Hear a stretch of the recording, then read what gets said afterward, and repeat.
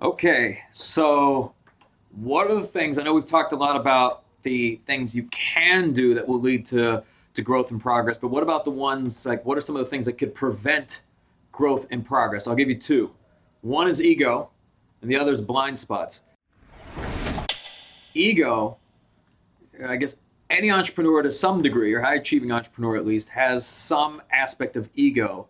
And the problem with this is because if this, if when this is serving you well, you take daring risks, but oftentimes it's working against you because it's it's what's leading you to have those blind spots. And ego operates out of self-interest. Let me ask you, what's more important, being right or making progress? And I think it's the level of leader that you are to have the humility to be able to not have to be right, but be focused on the overall mission of the organization.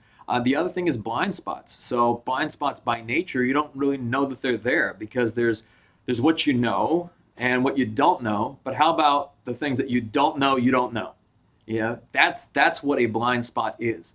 Like there could be a solution here somewhere. You could be doing something that could be completely counterintuitive to the growth of your organization and moving your organization through periods of adversity, and you don't even know it. Imagine not knowing that you're making every single decision wrong. So you're probably asking, well, Mike, that's wonderful. I feel amazing. Thank you for that. But what do I do about this? And this is coming back to ego. And I'm telling you that the business leaders that I work with that are making the most progress and growing the most quickly are the ones that are asking for the most help.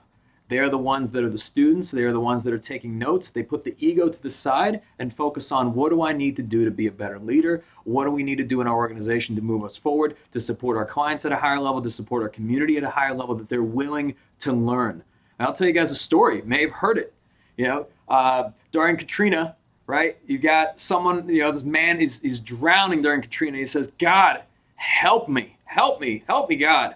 And he's yelling out. And a boat comes along and it says, "Sir, jump right in. We'll help you." And he's like, "No, no, no, no, no. You guys go. You guys go. I'm waiting for God. I'm waiting for God to help me." He says, "God, please, please help me."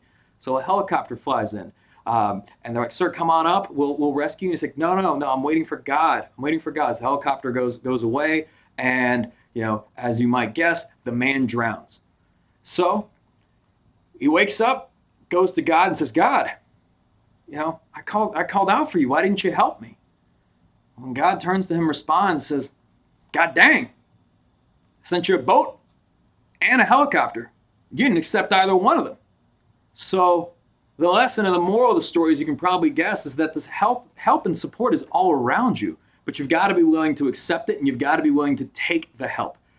I believe the information is all around us. There are other business leaders. If you want their results, you can ask them and say, well, what are the things that you're doing? How are you leading your team? How are you marketing? How are you managing? What are those things? And many are sharing that with you. You can find a supportive community of other growth-minded law firm owners that you can connect with and speak with that are literally collaborating and sharing. But it doesn't matter how many great ideas you get if you're not willing to put it in practice and actually take the help. And I'm telling you, this is not the time to let the ego get in front and say, I'm good. I got it all figured out. We have no problem. We're doing fine. But you're going to miss out on so much opportunity and so many learning lessons simply by not taking the help.